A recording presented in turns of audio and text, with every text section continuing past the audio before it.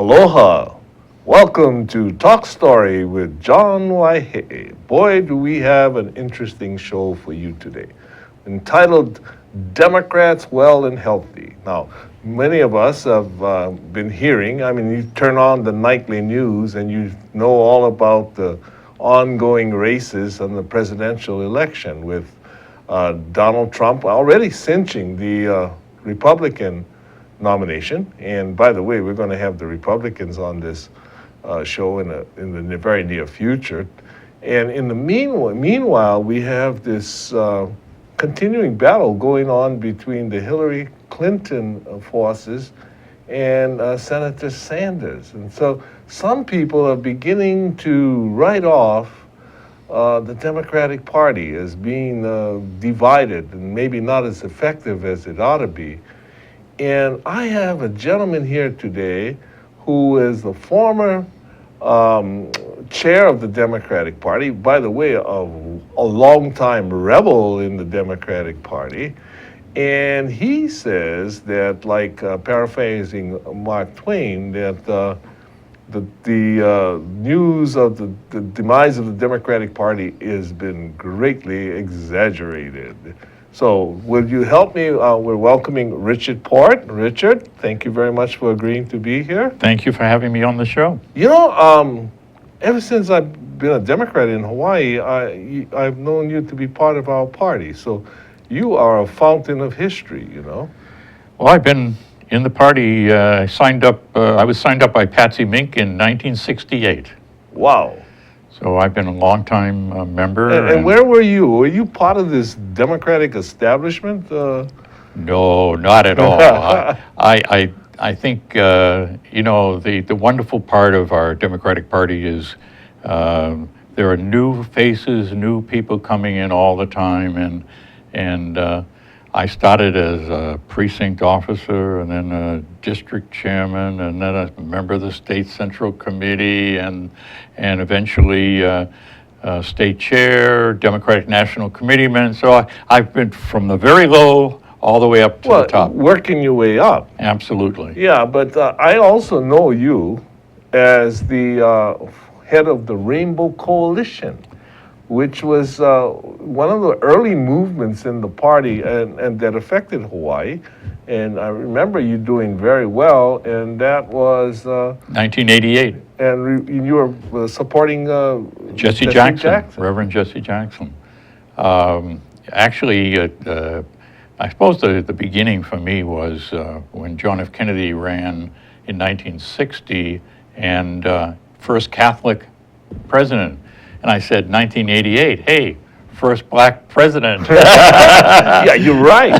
Yeah, I'll give you, I have to tell this story, Rich. I hope you don't mind, but this is a little personal insight to let the people know what a committed rebel you are, okay? And I remember we were in, where was it, New York, I guess. Mm-hmm. We were nominating then Governor Clinton, and to be the Democratic nominee. And we were trying to get 100% of our delegation to vote for him. Now, part of the delegation, a substantial part, were Rainbow Coalition members committed to Jesse Jackson, right? So this is not new stuff to us. So anyway, and we go around and I'm asking everybody if they would, since Jesse had conceded and so forth, shall we all vote for? And you tell me no, because you've never voted for a black nominee and you wanted to do it, right? Do you remember actually, that? Yes, not only that, but in 2008, where the whole delegation voted for Obama, I wanted the woman president. Yeah, so I voted for Hillary.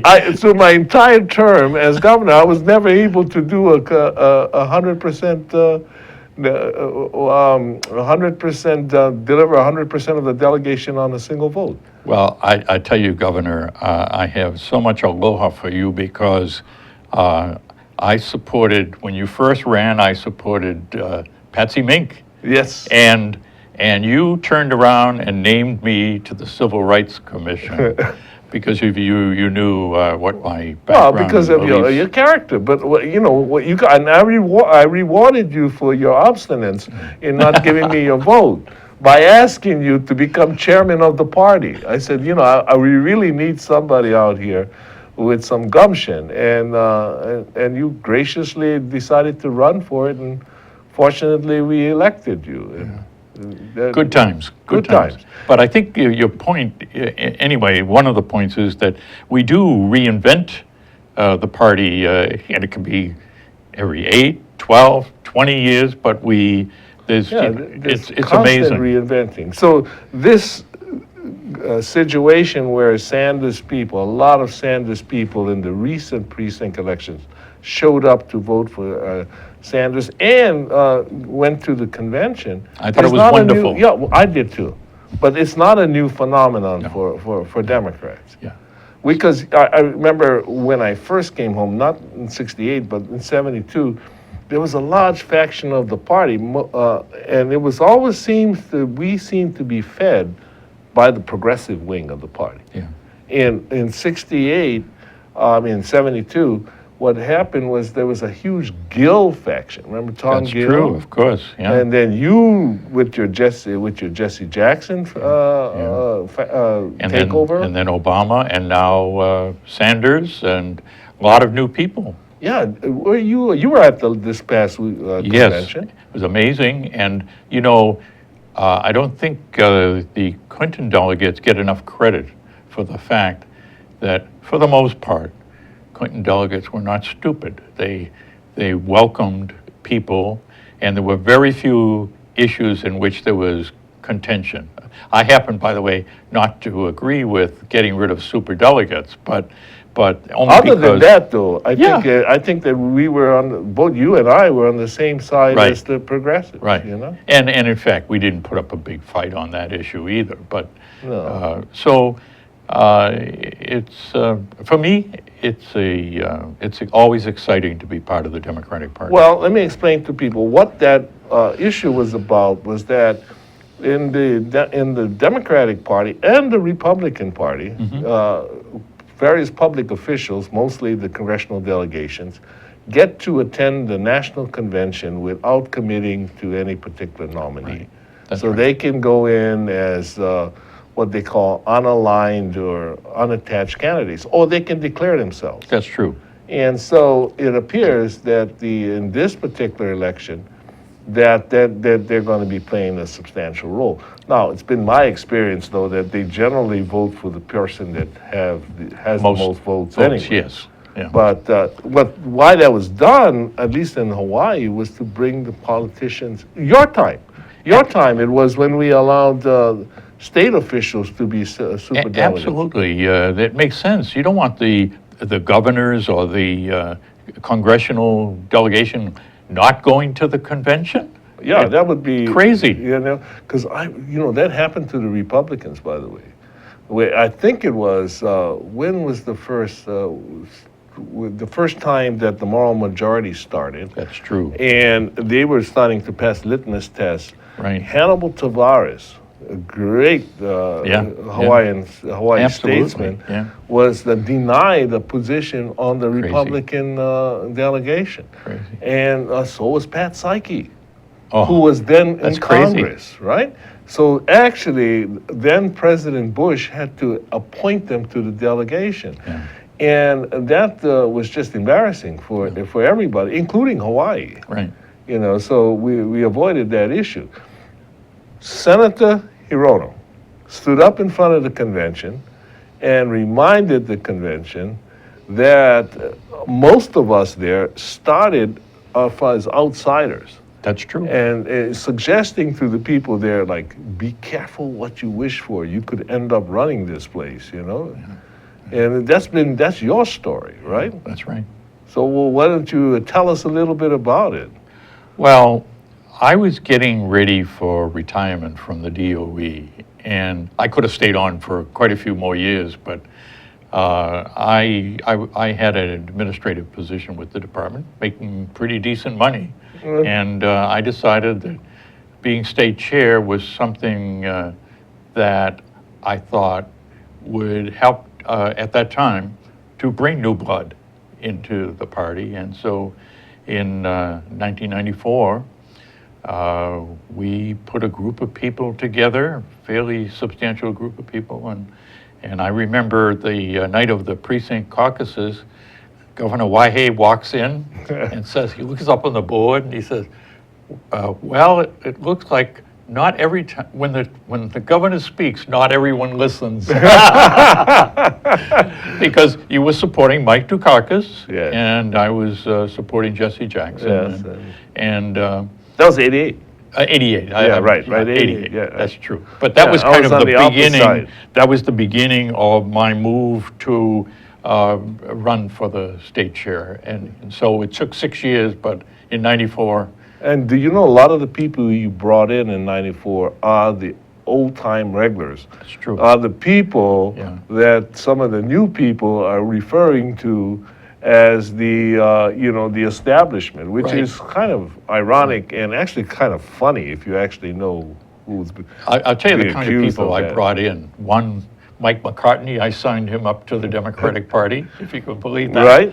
I won't mention the name, but a certain Supreme Court justice, Really? I signed him up as a Democratic Party member. Not when he was, long before that. No, that's fantastic. Yeah. So I think that's what's wonderful. And maybe we're revealing too much, because if the Republicans would do No, this. I actually have found them very interesting in recent years because they seem to be finally getting it. They actually did it before with, as you know, with Hiram Fong. Yeah. And I keep telling them, they always pick the wrong people to emulate. Instead of Donald Trump, they ought to be talking about Hiram Fong and Pat Psyche. A lot of these things are issues that creep up and motivate people to join our party. When you think back to 1954, when the move, what happened in '54? Unemployment compensation, workers' compensation, increasing the size of the University of Hawaii. Right. Before, the university was being kept small, so there'd be plenty of plantation workers. Exactly. And the Democrats exactly. came in and made all those changes. And that's the beginning of the Democratic Revolution. That's right. What was the big issue for the Rainbow Coalition? Well, actually, probably the biggest one was same-day voter registration.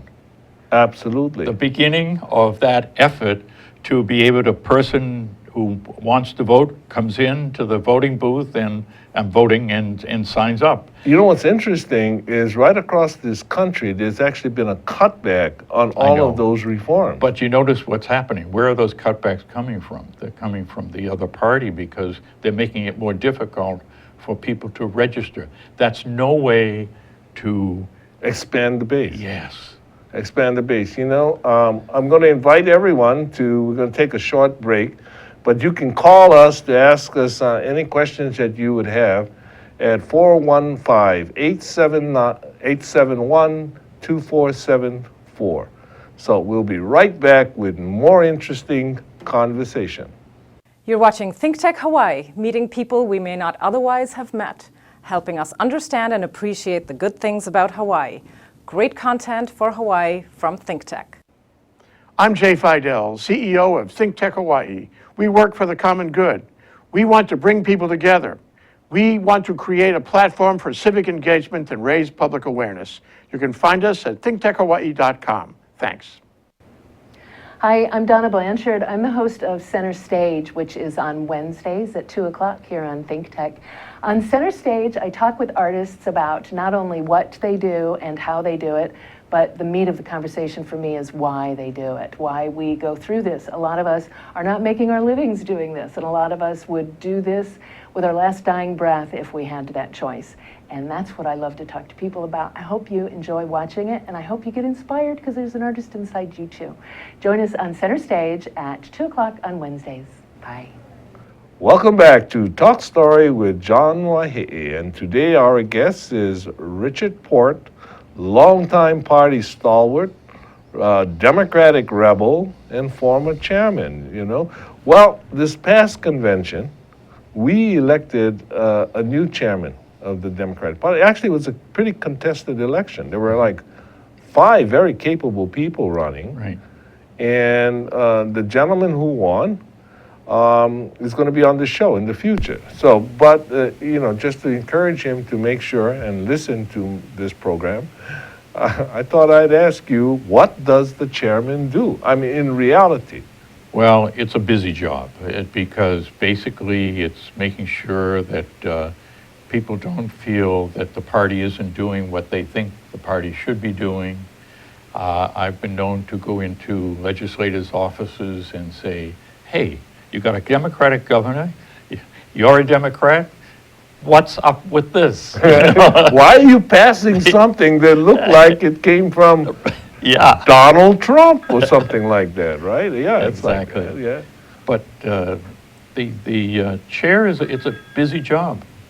Well, it looks like we may have a phone call coming in, which we will be taking in a moment. But in the meantime, most people who joined the party initially don't get the sense of how volunteer dependent it is. It's not like you have a neat Absolutely. little corporation there that's ready to work and having a lot of people on board. Absolutely. You just cannot believe how little money is available to the party. Only when election time comes around, then there's some money, but not most of the time. We have a caller on the line, and I think the mechanics of all of this have been worked out. So, caller, state your name and where you're Yes, from. Governor, this is a wonderful discussion, and it's wonderful to have Richard Ford on the show. I think this is a great show, but I'd like to ask you a question about recent immediate past, and that is the election of Tim Vanderveer. Tim as the Vanderveer, chair of right. the He's party. our new chair. That changed everything, didn't it? That changes everything in the world. Tell me what it means and what's going to happen now. Well, the question that the person is asking is, and by the way, where are you from? I'm from Honolulu, from Nu'uanu. Nu'uanu. So this is a Nu'uanu person coming in. And he's asking that with the election, whether the election of Tim Vanderveer changed anything in the Democratic Party. Didn't this change everything? I think the implication is that didn't this kick out the old establishment? People probably like you and me, Well, it's not that. First of all, they take office right away.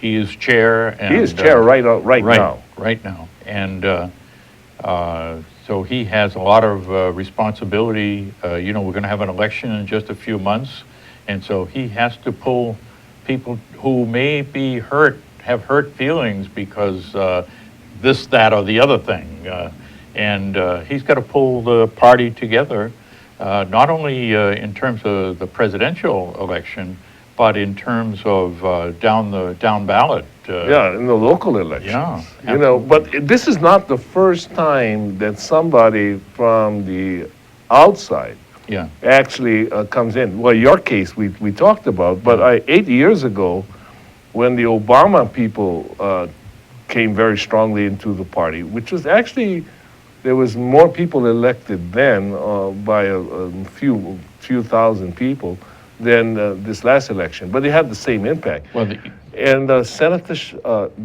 Brian Schatz ran and was the new chairman of the party. that's right. 8 years later, he's United States Senator. Right. So, we'll see what happens with Tim. By the way, not all of the, quote, old-timers, for example, Bart Dame, who Oh, yeah. worked with me in 1988. You and brought him in. And Yes. 1994, and he's now the Democratic National Committeeman. Isn't that amazing? Because that's the whole point of this. The people come in, they change, they carry on revolution. work their way and up. they become responsible for whatever it is they're proposing. Bart used to walk around barefooted at the conventions. And once, he and I both voted for some resolution to, I felt like helping him out. He was this young rebel sitting in the audience at the Oahu convention to legalize marijuana. This is like 20 years ago, and some governor walking up doing that. And now, instead of just being on the outside, he is actually dead center in the middle Yeah. of the Democratic hierarchy. By the way, the people who are watching this should know that we pass resolutions at the party, and one of the resolutions that was passed about 20 years ago was to give Kurdish people freedom. Right. And Right. because they are the largest group of people in the world who do not have a land base. Right. And so, you know, I'm trying to remember that gentleman's name. That's been I'm trying to carried remember that- too, but and he's carried this. I thing. helped him, but I've forgotten his name, unfortunately. Yeah, but he was at this last convention. Oh, I didn't see him. I did. He in fact, he handed me his card, and he you know, he was still heaven's there, sake. still making sure. Yeah. So the people stick around, and I was telling some of the younger Sanders people that what's interesting is next 2 years from now, where are they going to be? But anyway, we are where we are, Yes. and one of the jobs is what's going to happen, no matter what, or how intensely we feel about one position or another, is that the Democratic Party will have a nominee coming out running for president against Donald Trump.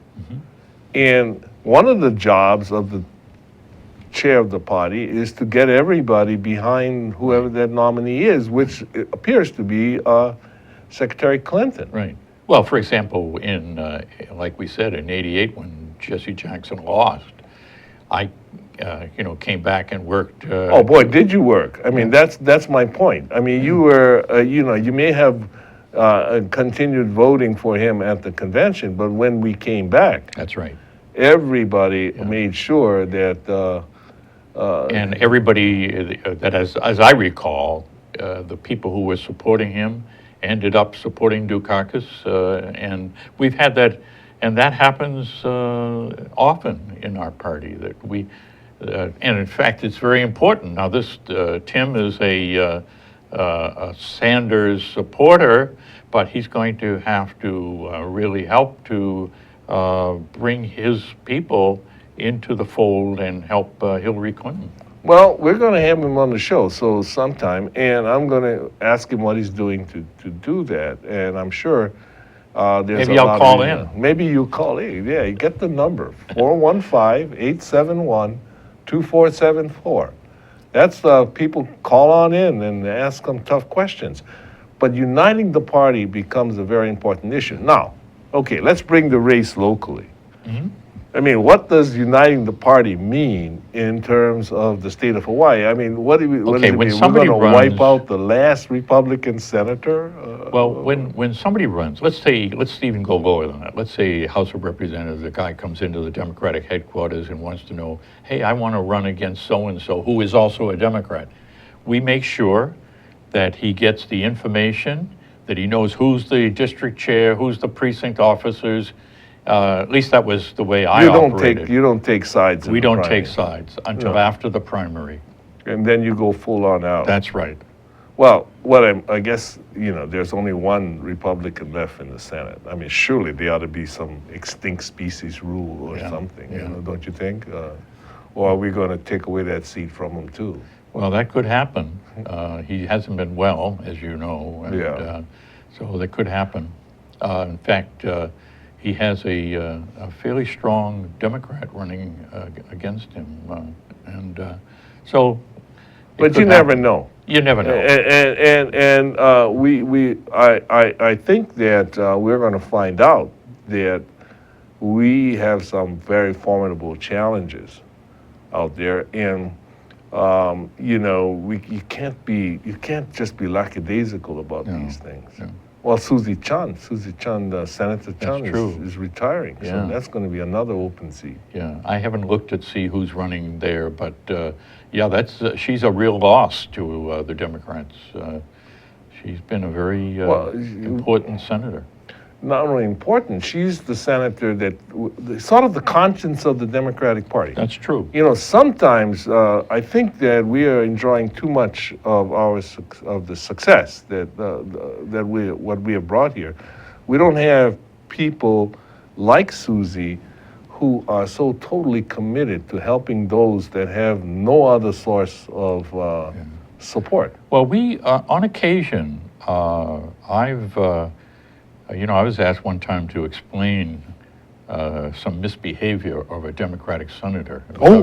Really? Yes. There was The misbehavior? media came to me and wanted me to defend him. I said, I'm not going to defend that conduct. And I think you've got to do that occasionally. Well, you as the chairman. Yes, as the chairman of the party. Absolutely. And also, I think people ought to remember that everybody's human, you know. Yeah. And so, hey, we're almost at the end of the program, but I just wanted to know, why are you a Democrat? What about the Democratic Party appealed to you? Well, first of all, I'm very pro-union, and I'm very pro-worker. I'm very I'm so happy that we are raising the minimum wage over 4 years in Hawaii. I'd like to even raise it beyond that. I'm with Sanders on $15, even though I'm a Clinton supporter. I'm all for $15 minimum wage. And I hope that after the re-election of our governor, assuming that that happens, maybe we'll get some additional. But anyway, I'm very supportive of people at the lower end. Both Clinton and Sanders have pointed out that the people who are making out really well, the rich people who are making money while they sleep. Right, right. So that's, my dad was a machinist.